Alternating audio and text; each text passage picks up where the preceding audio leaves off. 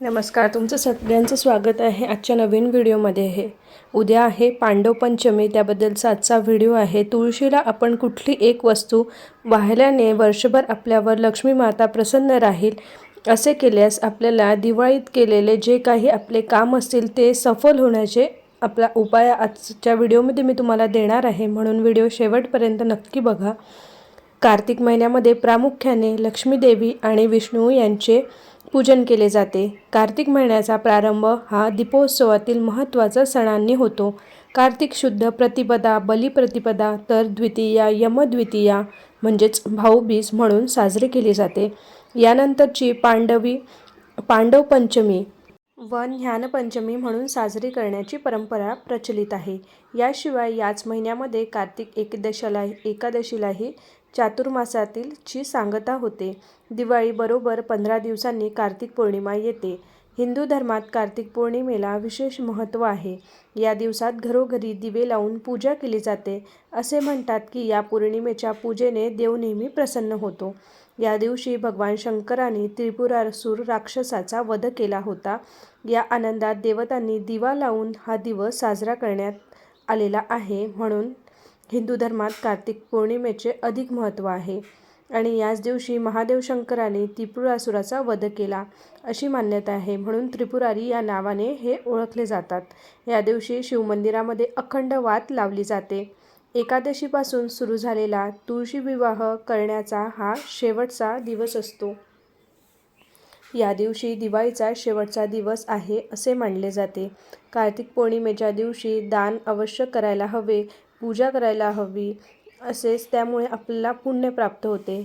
विष्णू पुराणानुसार कार्तिक पौर्णिमेच्या दिवशी भगवान विष्णूने मत्स्य अवतार घेतला होता.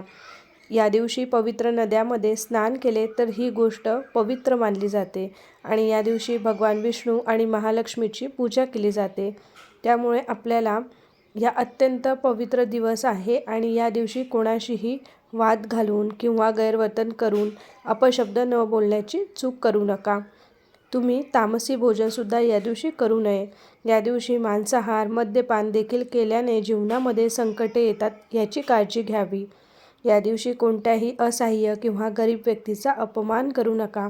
या पवित्र दिवशी नखे आणि केस कापणे देखील टाळावेत. असे केल्याने आपल्या जीवनामध्ये संकटांना आमंत्रण होऊ शकतो. या दिवशी हरिहर भेट म्हणजेच विष्णू आणि शंकराची भेट होते असे म्हटले जाते. म्हणून त्यावेळी बेल आणि तुळस वाहून त्यांची पूजा करतात.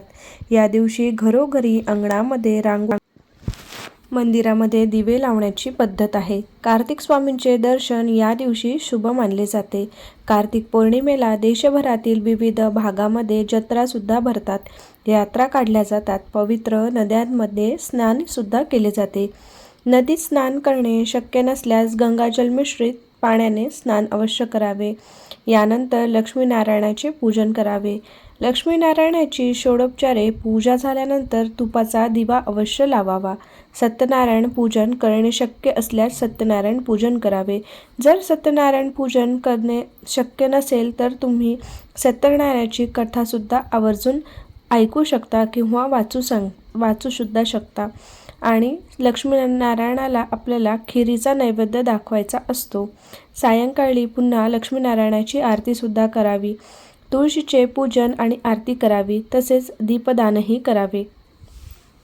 महाभारतातील 2 महत्त्वाचे घटक म्हणजे पांडव आणि कौरव.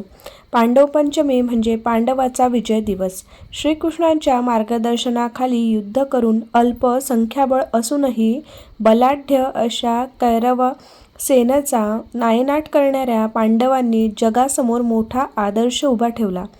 पांडवासारखे गुण आपल्यात यावे यासाठी हा दिवस साजरा करतात. अशी मान्यता आहे की धृतात कौरवाकडून झालेल्या पांडवांना कबूल केल्याप्रमाणे 12 वर्ष वनवास आणि 1 वर्ष अज्ञातवास काढावे लागले. कार्तिक शुक्ल पंचमीला पांडव अज्ञातवासातून प्रकट झाले. आपण ऋषीपंचमी साजरी करतो त्याप्रमाणे भारतीय संस्कृतीमध्ये पांडव पंचमी देखील साजरी केली जाते. पांडव पंचमी म्हणजेच पांडवांच्या विजयामुळे त्यांची पूजा करून त्यांच्यात असलेले शौर्य, वीरता आणि आदर्श गुणांचे पूजन करण्याची परंपरा प्रचलित असल्याचे दिसून येते.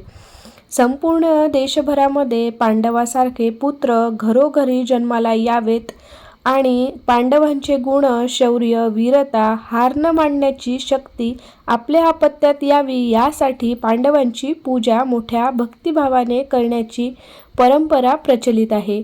यावेळी श्रीकृष्णाचे पूजनही आवर्जून केले जाते. या दिवशी कृष्णाचा नामजप अधिकाधिक करावा असे सुद्धा सांगितले जाते. पांडव पंचमीला गोमयापासून पांडव सिद्ध करतात आणि त्याची पूजा करतात. छत्तीसगडच्या बिजापूर जिल्ह्याचे पुजारी कांकेर गावात आजच्या काळातही पांडवाची पूजा करतात. येथे दर 2 वर्षांनी एक मोठ्या यात्रेचे आयोजन सुद्धा केले जाते. कौरवाकडून सर्व काही गमावल्यानंतर पांडव दंडकारण्य भागात काही काळासाठी वास्तव्यास होते. पांडव अज्ञातवासात गेले असता त्यांनी या भागात आश्रय घेतला होता, म्हणून या डोंगराचे नाव पांडव पर्वत नाव पडले. या पर्वतावरून पांडव भोपाळतनमन जवळच्या सक्कळनारायण गुहेत श्रीकृष्णाची मूर्ती असल्याचे पाहावयास मिळते.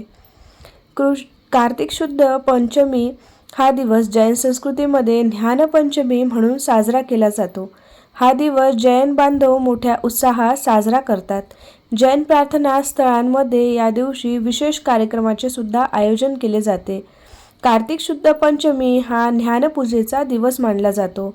या दिवशी ज्ञान व ध्यान प्रार्थना केल्यास दुसरा सूर्य म्हणजेच ज्ञान प्राप्त होते अशी मान्यता असल्याचे म्हटले जाते. ज्ञानपंचमी एक सण म्हणून जैन बांधव साजरा करतात. या दिवशी गायीच्या शेणापासून पांडवाच्या मूर्ती बनवून त्यांची पूजा केली जाते. शहरी भागात तशी व्यवस्था नसली तरी ते निदान कृष्णपूजा करून पांडवाचे स्मरण करून लोणी खडीसाखरेचा नैवेद्य दाखवून मानसपूजा करू शकतात. पांडव 5 भाऊ होते. त्यांची नावे युधिष्ठिर, भीम, अर्जुन, नकुल आणि सहदेव हे 5 पांडव होते. युधिष्ठिर हा धर्मनिष्ठ सत्यवादी योद्धा होता. भीमा त्यांचा शारीरिक सामर्थ्यासाठी प्रसिद्ध होता. अर्जुन एक महान योद्धा आणि धनुर्धारी म्हणून जगप्रसिद्ध होता. नकुल एक निपुण घोडेस्वार, प्राणी तज्ज्ञ आणि सहदेव तलवारबाजी आणि त्रिकालदर्शी होता. या 5 व्यतिरिक्त महाबली कर्ण हा देखील कुंतीचा पुत्र होता, परंतु त्याची गणना पांडवांमध्ये होत नाही, कारण जन्म होताच कुंतीने त्याला सोडून दिला होता. तसेच कालांतराने तो कौरवांना जाऊन मिळाला आणि त्यानेही अधर्माला हातभार लावला, म्हणून पांडवांमध्ये त्याचा उल्लेख केला जात नाही. 5 पांडवांमध्ये युधिष्ठिर, भीम, अर्जुन हे कुंतीपुत्र होते, तर नकुल, सहदेव हे माद्रीपुत्र होते. 5ही जणांचे पिता राजा पांडू असल्यामुळे त्यांना पांडव अशी ओळख मिळाली. पंडू राजाचे निधन झाल्यावर माद्री सती गेली आणि 5ही पांडवांचा सांभाळ कुंतीने केला. त्यामुळे हे कुंतीपुत्र म्हणून देखील ओळखले जाऊ लागले. वस्तराज नावाच्या राजाचा मुलगा म्हणून युधिष्ठिराचा जन्म झाला.